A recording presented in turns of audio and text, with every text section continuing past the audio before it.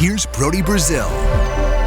So the Stanley Cup playoffs are right around the corner, and before anything else, can we address the brand new logo for these NHL playoffs? I've got to say, I really like it. The last one, more than a decade old, it looked very 2010s-ish, the format of it. The year changed, but the format of that logo never changed. I really like what we've done here.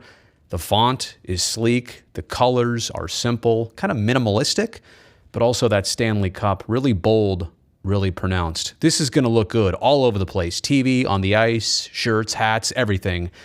I like this new logo for the Stanley Cup playoffs. But that brings me into the conversation of what my head wants, what my heart wants, and what my hopes are for these 2022 Stanley Cup playoffs. And obviously all of this coming from a Sharks person. San Jose will not be participating in this postseason for a third straight year. So I'm kind of saying this as a bystander, but also as a hockey fan. I've got maybe some selfish objectives about these Stanley Cup playoffs. Let's begin with what my head wants and what my head thinks is going to happen. Colorado wins the Stanley Cup. Now, I'm not just saying this. I've got reasons behind it. Let me just start off with this. This franchise has been well built for years. In their current iteration, I feel like they've been highly competitive for the last 5 years, let's say, but they have never reached the third round in any of their recent playoff series. It does feel like there's a barrier after the second round. They always run into somebody, San Jose, Las Vegas, you name it, a St. Louis. They've had issues getting to the conference final. I feel like this is their year to not only get to the conference final, but the Stanley Cup final, and eventually win it. They've tallied 110 points in 72 games. So can they flirt with 120 points? I think it's highly possible, even if they temper themselves or pace themselves in the final 10 games. I don't know if you want to do that. I think you want to go in strong. But my point is the pace that they're on would get them to 120. Just the fact that they're flirting with it alone. They've been atop the league standings basically all season long. They've been a heavyweight in this National Hockey League for 2022. They have been a point-getting machine. Cale Makar, easy candidate for Norris, probably the winner of that trophy this season. They're not just all offensive. I know a lot of good teams, you point the finger at who scores, what their forwards look like, their offensive production, but they're a defensively sound team too. I know goaltending might have always been their missing piece. Maybe defensively in tandem with their goaltending, they're short up this year. But yes, going back to offense, they have 5 point-per-game players this season. So when I say this is what my head wants, I mean logically, this is a group that should avoid scoring slumps and ruts. It's not just 1 point-per-game player. 5 point-per-game players this season. The offense is coming from a multitude of different places, and that kind of diversity in your scoring, I mean, that bodes extremely well for playoff rounds, for playoff series, and playoff opponents. Landeskog had surgery. My understanding is that he should be obviously back, but ready to go, fully ready to go for the postseason, so that's only going to be a boost for this Avs club. And how about Nazem Kadri? After all those years in Toronto, who would have thought his third year with the Avs would be the breakout season in the NHL? He is by no means a young player in this league, but finally now 83 points in his first 65 games of this season. So lots of good stories. Things are coming together in the right ways. Andrew Cogliano, former Shark, if I could throw that in, happy that a veteran like himself got traded at the deadline to an opportunity like this. They are deep. They are stacked. And let me just make my final point here. The Avs, of all the likable versus unlikable teams in the league, at least from a San Jose perspective, I'm trying to come up with something that makes me doesn't like the Avs, that makes me not like this group, this team, this franchise, their fan base. I can't come up with anything. So logically, my head is saying, if you're going to pull for somebody, it's okay to pull for the Colorado Avalanche to win the Stanley Cup in 2022. Okay, what my heart wants for the Stanley Cup playoffs of 2022, my heart wants the Florida Panthers to win the Stanley Cup. And I've already talked about my head wanting the Avs. They're the logical team. They're the logical choice. I'm not saying that Florida doesn't make sense to win it. They're a very good group this season too, but maybe more of the emotional and sentimental connection. Why? Well, for obvious reasons. Joe Thornton's on that team. Jumbo has not played every game this season by far. In fact, he missed a long stretch of time here in early 2022. In fact, before he came back in that game against San Jose in March. You just have to think, based on the way things have gone this year, he's contributed to Florida. He's been important for them, but he has not played on a regular basis. I'm not going to sit here and tell you the odds of whether he plays again next season, but I am going to say, let's state the obvious. Let's look at what's obvious. I don't know how long he's got left. So I want this for Jumbo. He's on a team to do it. They're in a position to do it. I really, this is what the heart wants from a Sharks perspective, Florida to win it all for Joe Thornton. I would also say, just looking at the Florida situation, Tampa has won each of the last 2 Stanley Cups in rare and unusual situations and seasons and circumstances. You had one season cut short. You had last season, which was expedited. Everything's been difficult. Tampa earned it, right?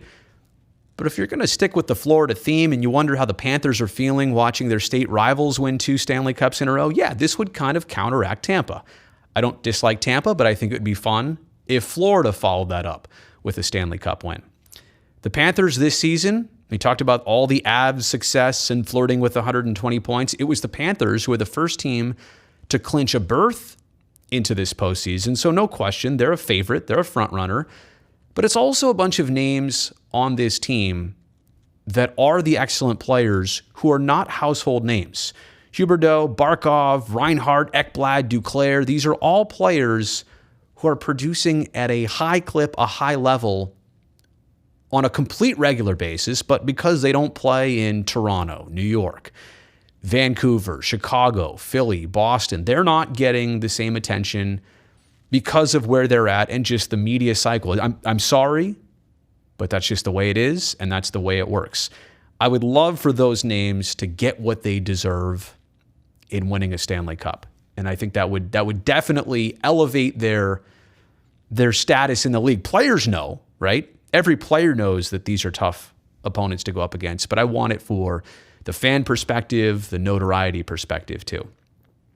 So the Panthers have already clinched the playoffs. This is, I say, only the 8th time in franchise history. It's not a lot for them, but it's their first time getting in the postseason 3 years in a row, which is odd because, right, the Sharks are out of it for the first time for 3 years in a row, and the Panthers are in for 3. But you kind of understand, like, this is a high point in their franchise. They want to capitalize on this.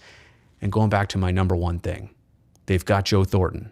And that is why the heart wants the Florida Panthers to win a Stanley Cup this year. Okay, this should be fun. My hopes are that there's no playoffs for the Las Vegas Golden Knights. Oh, I can sense it already. Some people are very disappointed by me saying that.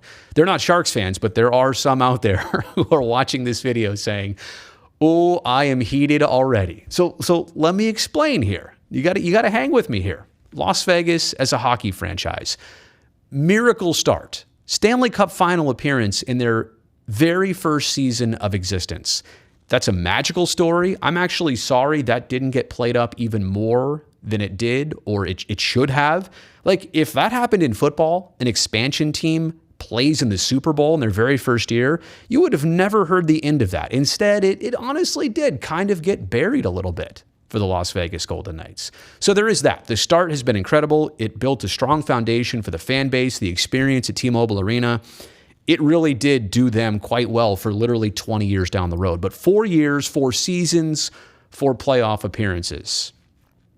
You need to also understand that they've gone deep in these 4 playoff appearances, 12 rounds total across 4 years. So my third point here, I'm not saying this from a salty place. I'm not saying this as, oh, I hope you don't get there because the Sharks aren't there. It's not that. What I'm telling you is if you're a new hockey fan in Las Vegas, a taste of humble pie and a taste of the other side, it will also greatly benefit you over the years as a hockey fan base. Why?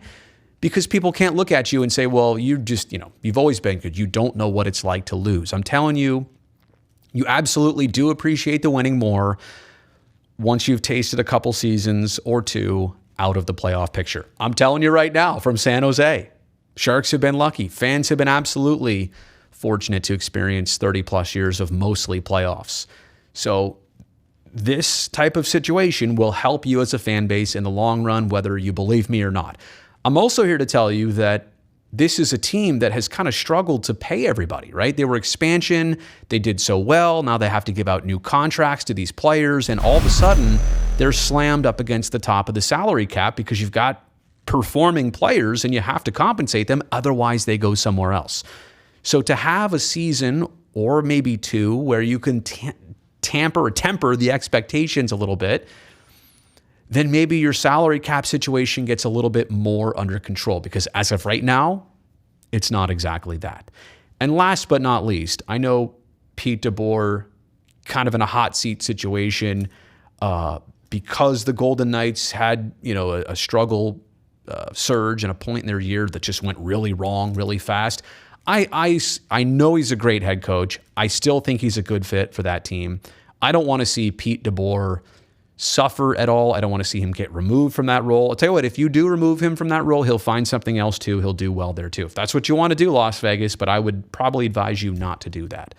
I still think he's a good fit for that team in this time frame. He will help them keep it together. So I don't have any ill will against Pete DeBoer. I'm just saying, Las Vegas, as a franchise, as a hockey community, I know it's bad. I know this would be frustrating for you, but getting a taste of this will help you in the long run. Okay, so there you go. What my head wants, what my heart wants, and what my, hopes are. I'm not like wishing every day the Golden Knights don't make it, but yeah, those are my thoughts. And I'd love to know what you think about this video and these topics. Let me know all about it in the comments section below.